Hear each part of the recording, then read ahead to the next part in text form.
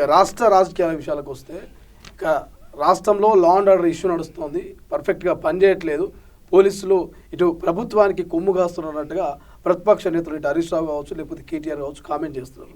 So ఖమ్మంలో 12 ఏళ్ల బాలిక మీద గౌస్ పాషా అనేటువంటి వ్యక్తి అత్యంత దారుణంగా ప్రవర్తించినటువంటి తీరు అందరి హృదయాన్ని కలిసివేస్తూ ఉన్నది. సో ఆ గౌస్ పాషా మీద ఈ రాష్ట్ర ప్రభుత్వం ఎటువంటి యాక్షన్ తీసుకుంటుంది? ప్రజల నుంచి గౌస్ పాషాని ఎన్కౌంటర్ చేయాలి ఈ రాష్ట్ర ప్రభుత్వం, పోలీస్ డిపార్ట్మెంట్ అని ఒక రకమైనటువంటి డిమాండ్ వస్తున్నది. ఏం చేస్తారు? ఒకటి గుర్తుపెట్టుకోండి, ఖమ్మంలో జరిగిన బాలిక మీద అత్యాచారం చేస్తే అది చాలా బాధాకరం. ఈ రాష్ట్రంలో ఉన్నటువంటి ఆడబిడ్డలను, మహిళలను, నా చెల్లెలను కాపాడుకోవాల్సిన బాధ్యత రాష్ట్ర ప్రభుత్వం మీద ఉంది. ముఖ్యమంత్రి రేవంత్ రెడ్డి గారు వాస్తవానికి ఈ రాష్ట్రంలో ఉన్నటువంటి ప్రతి ఆడపిల్ల, ప్రతి మహిళ, ప్రతి ఆడబిడ్డను కూడా ఆయన తోబుట్టుగా సొంత బిడ్డలుగా చూసుకుంటున్నాడు.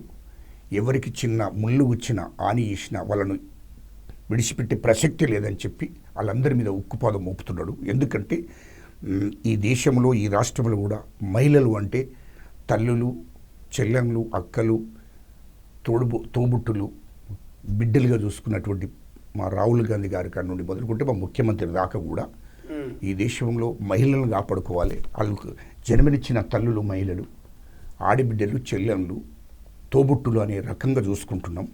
ఇయర్లో నువ్వు ఖమ్మంలో టీఆర్ఎస్ కార్యకర్త, టీఆర్ఎస్ నాయకుడు, బాలిక మీద అత్యాచారం చేసినోడు టీఆర్ఎస్ నాయకుడు, బీఆర్ఎస్ నాయకుడు, సారీ బీఆర్ఎస్ నాయకుడు వెంటనే ఆ బాలిక మీద అత్యాచారం చేసినోడు ఇమీడియట్లీ కేసు పెట్టి అరెస్ట్ చేసి ఇమీడియట్లీ జైలుకు పంపడం జరిగింది. ఆ అమ్మాయి కూడా ఇప్పుడు హాస్పిటల్లో ఉంటే సొంత బిడ్డలాగా అక్కడ మంత్రి గారు పోయి, తుమ్మల నాగేశ్వరరావు గారు పోయి వెంటనే ఆమెను పరామర్శించి ఆమె అయ్యే ఖర్చులు కూడా, ఆ చెల్లెకి అయ్యే ఖర్చులు, అక్కడ ఉన్నటువంటి పేద బిడ్డ అయ్యే ఖర్చులన్నీ కూడా, హాస్పిటల్ ఉన్నటువంటి 12 ఏళ్ల బాలికకు మొత్తం ఖర్చులన్నీ కూడా ప్రభుత్వం భరిస్తుంది.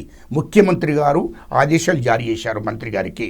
మంత్రి గారు వెంటనే దాన్ని మొత్తం అక్కడ పరామర్శించి అది పూర్తి స్థాయిగా దాని మీద విచారణ కూడా చేసి కంప్లీట్గా ప్రభుత్వమే ఖర్చు, ఎంత ఖర్చు అయినా ప్రభుత్వమే భరించే విధంగా ప్రభుత్వం ఆలోచన చేస్తుంది. ఖర్చు కూడా ప్రభుత్వం పెడుతుంది.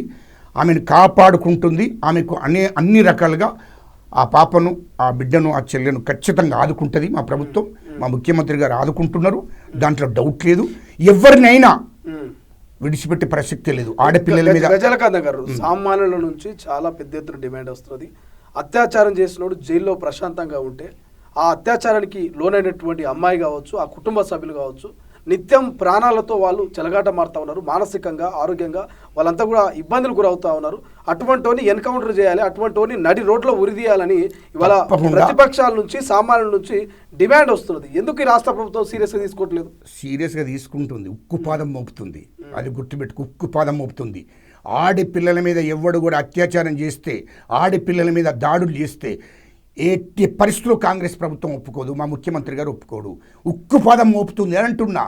అవసరం అనుకుంటే ఇప్పుడు నువ్వు అన్నది చిన్నపిల్లల మీద అత్యాచారం చేసిన ఎన్కౌంటర్ చేసే విధంగా కూడా ఆలోచన చేస్తున్నాడు మా ముఖ్యమంత్రి గారు. ఎట్టి పరిస్థితుల్లో ఎవరిని వదిలే ప్రసక్తే లేదు. ఇంకోటి, దయచేసి ప్రతిపక్ష పార్టీ బీఆర్ఎస్ గురించి మాట్లాడకుండా మీ మీడియా కూడా దండం పెట్టి చెప్తున్నాయి. ఎందుకే 10 ఏళ్ళు పరిపాలన చేసి ఆడపిల్లల మీద, 5 ఏళ్ళ ఆడపిల్లల మీద, 10 ఏళ్ళ ఆడపిల్లల మీద, 12 ఏళ్ళ ఆడపిల్లల మీద అత్యాచారం చేస్తే ఫ్రెండ్ పోలీస్ అని చెప్పి, ఫ్రెండ్లీ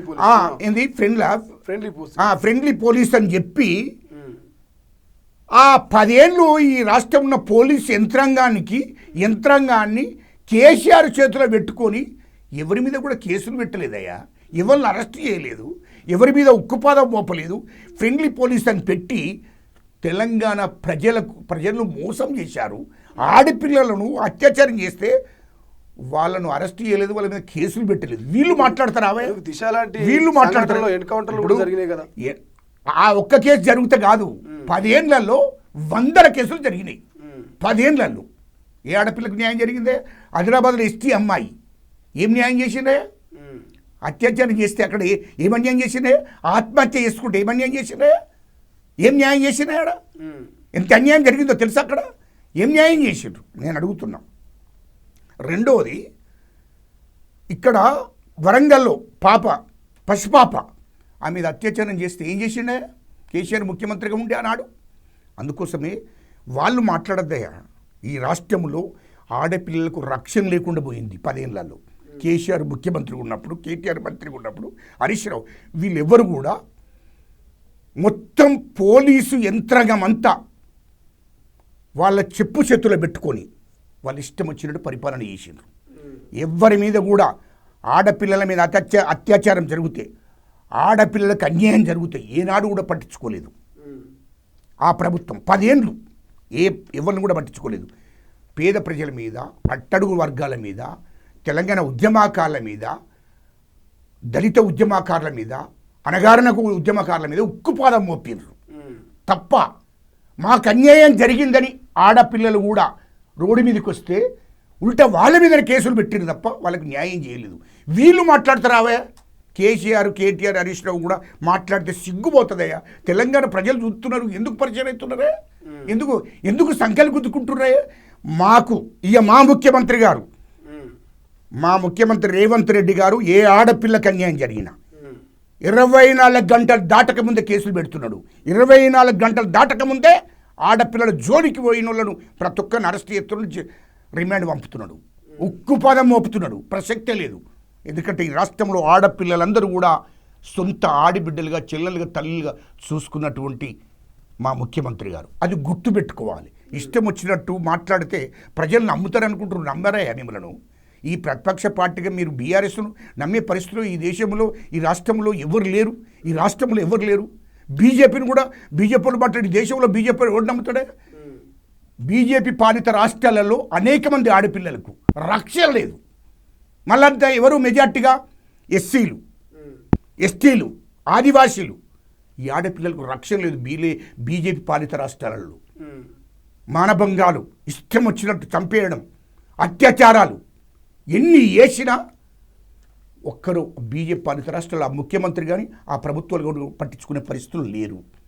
అన్యాయం జరుగుతుంది దేశం మొత్తం. గత ప్రభుత్వంలో ఫ్రెండ్లీ పోలీసింగ్ ఉండే, అమ్మాయిలకు న్యాయం చేయలేకపోయారని అంటున్నారు. పోనీ ఈ ప్రభుత్వంలో ఆ ఫ్రెండ్లీ పోలీసింగ్ పులి స్టాప్ పెట్టి సీరియస్గా మరి ఎన్కౌంటర్లో లేకపోతే వాళ్ళకు తక్షణమే ఫాస్ట్ ట్రాక్ కోర్టుల ద్వారా యాక్షన్ తీసుకోవడము, ఇటువంటి సీరియస్ యాక్షన్ ఉండే అవకాశం ఉంటుందా? ఫ్రెండ్లీ పోలీస్ ఎందుకే? చట్టంలో ఏముందో అట్లా నడవాలి. రాజ్యాంగంలో ఎట్లుందో అట్లా నడవాలి. ఫ్రెండ్లీ పోలీస్ ఏందే? చట్టం అందరికీ సమానంగా చూడాలి.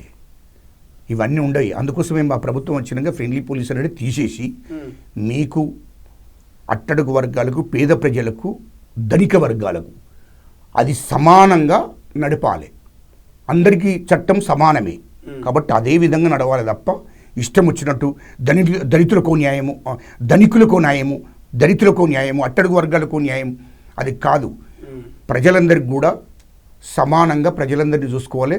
సమానంగా అందరికి కూడా సామాజిక న్యాయం జరగాలి. అదే మా ముఖ్యమంత్రి గారి లక్ష్యం.